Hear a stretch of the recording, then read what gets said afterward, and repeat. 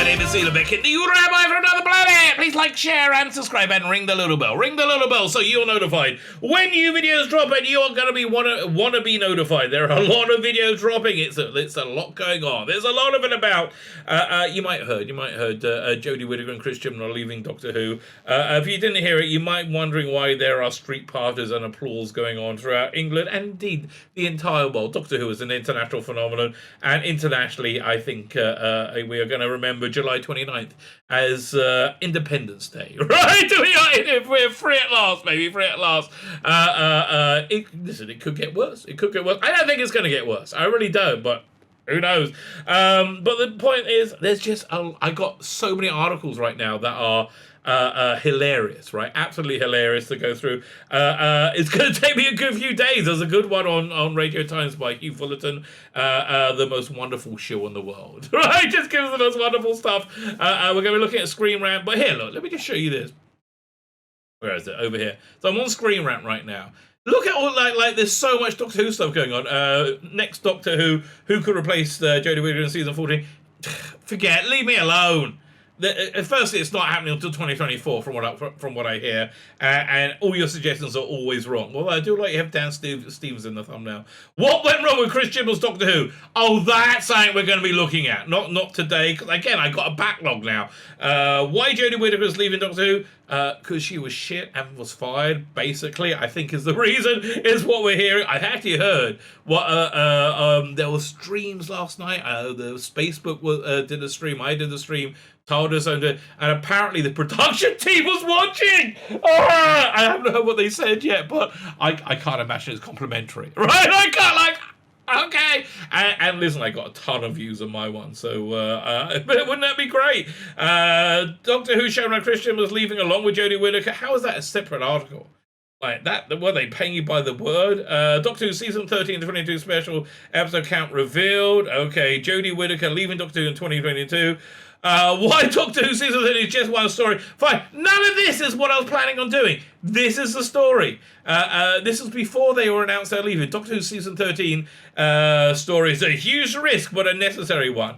That's good. That's the one we're going to read because it looks kind of funny. It does look kind of funny. Before we get to it, though, can you hit the like button? That'd be freaking awesome. Fan-dabby double dozy. Can you hit the share button? That's also freaking awesome. Like, share, subscribe. Oh, please subscribe. That'd be wonderful. YouTube doesn't like me getting subscribers. They really don't. Like, genuinely, they get irate about it. And if you're subscribed, make sure you're still subscribed because they will unsubscribe you. But listen, we keep moving up. So thank you very much. I am ridiculously great. I really am. I'm ridiculously grateful. Like, share, subscribe, comment. Let me know what you think. And boy, I have so many comments to reply to because there's a lot to talk about. And finally, go check out my Indiegogo. This is ending in a couple of days. I'm going to go print. I'm putting it into the printers on Monday. That is the plan. You can pick up a copy then. 2 awesome graphic novels. We have Biblical Bible Stories, Integrated Rationalist Rogues, 220 pages long. I wrote and drew it. And it's freaking brilliant! Okay, that's a review. It's freaking brilliant. Also brilliant, The Imperium, a love letter to Telly Fancy in the 1960s. Doctor Who, James Bond, Emma Pill, The Black Slab from 2001, and A Monkey in a Spacesuit. Bit of Prisoner, bit of, not Transformers, Thunderbirds thrown in. And then you just get a whole ton of extras. Now, the extras, I think this is the only chance to get them, right? They're going offline. You have a package, you can just buy the extras on their own. Even when we do the next campaign, we probably won't be bringing back like the male gaze cards. I think I am going to do more male gaze cards, but it'll be different ones with each campaign. So if you want to collect them all, now is the time. And as I said, there is a tier you can just get the extras, get extras on their own. Local shipping in UK, US, Canada, and Australia. I'll try and make it as cheap as I can for everybody. Look at this. Okay, that's worth buying in of itself. I'm sorry. We have posters. We have all kinds of stuff. And again, all this stuff probably this is your only chance, right? This is your only chance to get it. I do love this Capaldi poster. I'm really happy about it. Wouldn't it be great if Capaldi does great with Suicide Squad, as I think he's going to do, and become like a breakout star, then the BBC begs him to come back. Oh, yes. Oh, happy day. Fine. Before we get there, let's look at season 13, which is going to be a disaster, as far as I can tell. Start over here. Fine. Season 13's story is a huge risk, but a necessary one. I'm intrigued to hear what they're going to say. It's a huge risk in that this has not been a popular era of Doctor Who. Why has it not been a popular era of Doctor Who? Look at that bloody idiot face, okay? That was a screen grab from I think one of the first teasers, where she's in this strange CGI room with a purple glass ceiling that explodes, and she goes, she gives that stupid expression, which is so much her Doctor, right? Her Doctor is a conformist moron. And she, I guess I broke it. Yes, you did, darling. Yes, you did. So they have not been popular. They lost viewers. Especially when they show it in a run, like a run of 10 episodes, it was just kills them, right? Absolutely kills them. I think it's going to get worse when they serialize it, right? Unless they drop it all in one day, right? Which could be, they could do that. Probably not. But yeah, maybe they'll drop it as part of a binge model. God, it's going to be awful. But I think people will just find it. Inaccessible, as well as being awful, as well as not want to access it. If they wanted to, they put up another boundary. So that's why it's a huge risk. I'm looking forward to seeing the ratings, right?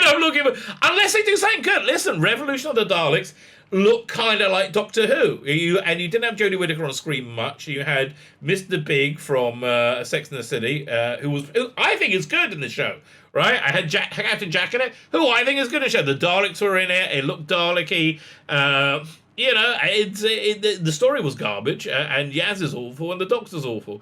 But you had enough stuff in there that made it look like Doctor Who and feel like Doctor Who, even though, for me, it really wasn't. It did the worst of any special ever, but it didn't do quite as badly as their season finale, which got under 4 million. They bumped. I mean, listen, it was in the middle of the pandemic when people locked in their homes and they weren't allowed out in the middle of winter, right? So you had that going for it as well. Man, I can't. What's gonna be? It's gonna be funny.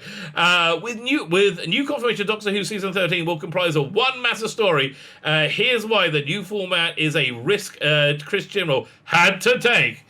Okay, I'm intrigued.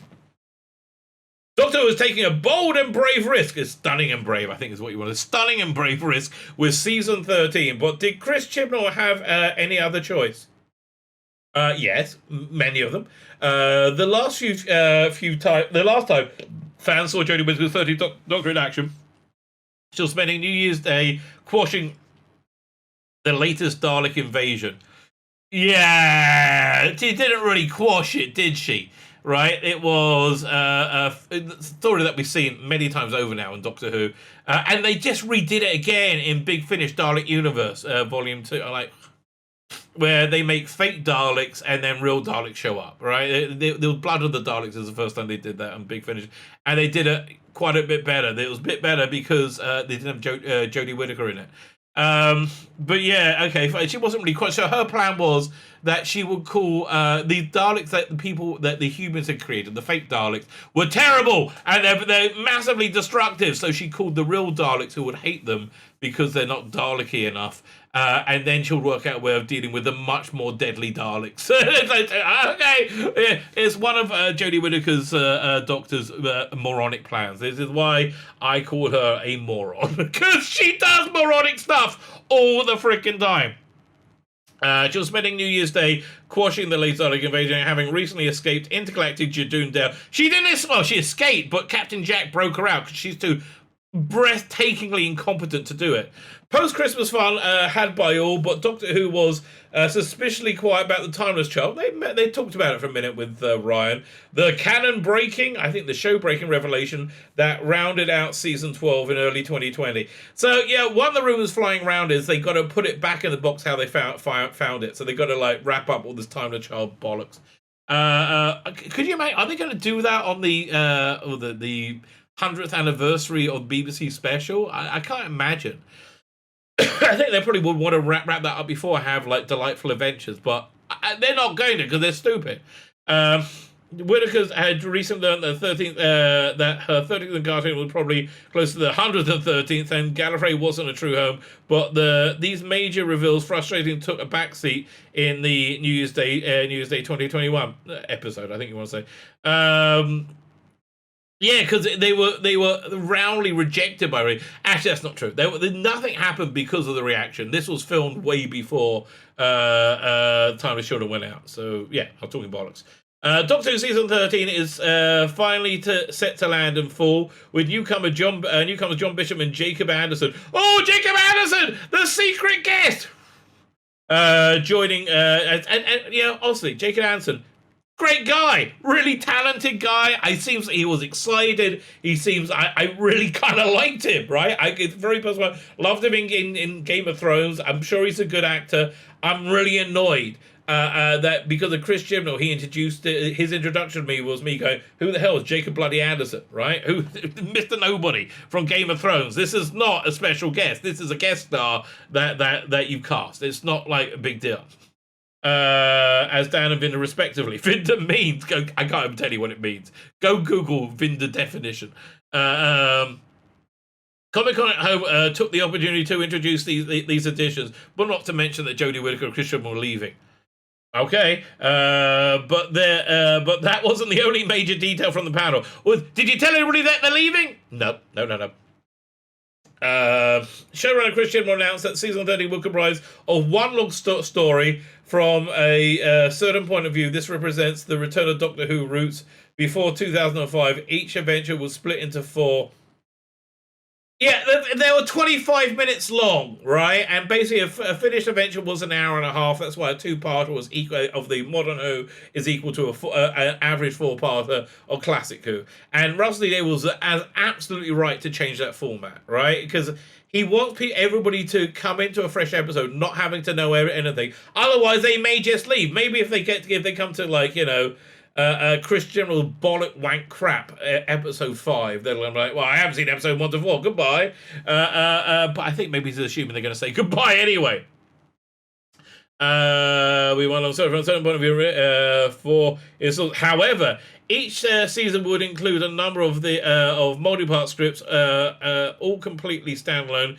Even Trial of Time War was only loosely connected. Yeah, it wasn't one story; it was 4 stories. I mean, like one story, 4 stories in one kind of setting.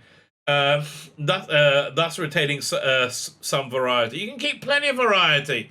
I do think they may be building it for the binge watching model, right? As such, Doctor Who season 13 represents a massive risk. Even the classic era, no season was truly serialized in the way Whittaker's last appears to be. Well, I guess you can say War Games. It's not a season, but it was 10 episodes, which gives you about just under 5 hours. So yeah, I think you can say War Games. What else? You had 6-parters, but they're often 4-parters and 2-parters just stuck together. And I see Seeds of Doom for that. I'd also see it for Boise. As such, Doctor Who season 13 represents a massive risk. Even in the classic era, no season was truly serialized in the way Whittaker's last appearance to be since 2005 reboot. Not reboot, revival. Doctor Who has almost certainly almost entirely episodic. There are 2 2-parters and overarching long plot threads. Yeah, you know, he thought nobody would notice Bad Wolf. He didn't know it'd be like a water cooler thing. Roughly, he was like, oh, it really picked up. But the TARDIS generally lands itself in new trouble each week. And this is one of Doctor Who's greatest strengths. The format suits modern audiences and our short attention spans far better. And week episodes only last a single week rather than 4. or in Whittaker's case, was it 3 years? Coming up to 4 years now. Turning each week into a discovery, Doctor Who's next surprise has been the key for the revived series appeal. And season 13's focusing on one big narrative removes the fun episodic quality that many fans thrive on. Not necessarily. Again, look at something like The Chase, which they were all pretty episodic, but it was like one overarching story, right? Having said that, so like, okay, so this is the risk, but why does he have to make this risk? Having said all that, turning Doctor Who season 13 into one larger serialized story is the only logical move. No, it's not the only logical move to properly deal with the timeless child. No, what to deal with the timeless child is say it woke up and it was all a dream, right? That's the way you properly deal with a timeless child. The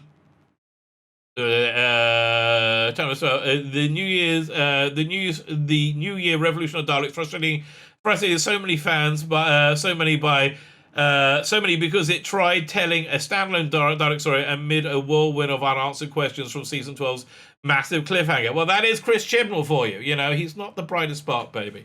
Doctor Who season 13 would be asking for trouble if it delivered 7 episodic unconnected stories and saved all its timeless child answers till the finale. Or they could just pepper it through the season like, you know, competent writers have done up until now, right? This is no regular Doctor Who mystery in the mold of Bad Wolf, Saxon, or the Doctor's Name. It's game-changing stuff that deserves 6 full episodes exploring the Doctor's real origins and biology. No, they're not going to do that. They're not doing that. I mean, maybe. But then I doubt they're going to do that. And so basically this guy's argument is we need a 6-part story because the Timeless Children is so freaking good. Just so unbelievably freaking good. So this is Chibnall's plan, according to this guy, to say that we're going to capitalize on the unmitigated success of the Timeless Children and create a story so captivating that it's going to get back everybody that we alienated, that 75% of the audience that have run screaming from us, right? We're going to get, because we're going to make, because the Timeless Children is going to be so popular and so captivating, we're going to have a complex story. We're going to continue for 6 weeks, 6 episodes, or how long it's going to be, right? And weave it through. That'll do the trick. Okay, mate. The Doctor's real one and her reaction to discovering the truth. Once that's all out of the way, normal episodic service can and should be resumed, but the ghost of the Timeless still looms over Doctor Who. There are simply more pressing. There's simply more pressing matters to attend to than chasing a pating. There's always more pressing matters to attend to than chasing a freaking pating. God, they were awful. On a more practical level, the ambitious one big story format adapts better to a shortened season length. Thanks to pandemic, Doctor Who season 13 will run for a scant 6 episodes. Thank you so much. Which would go by very quickly indeed, and especially if they drop it in one day, right? Again, if they drop it as one unit, yeah, it'll go by very quickly. Thank you. Absolutely thank you. Which although I hate binge watching. I hope they don't do that. Oh man, once a week. I'll spread it over 6 weeks. Make my life easy. Unless they strip it over a week. That they might do. That might be one of their cunning plans.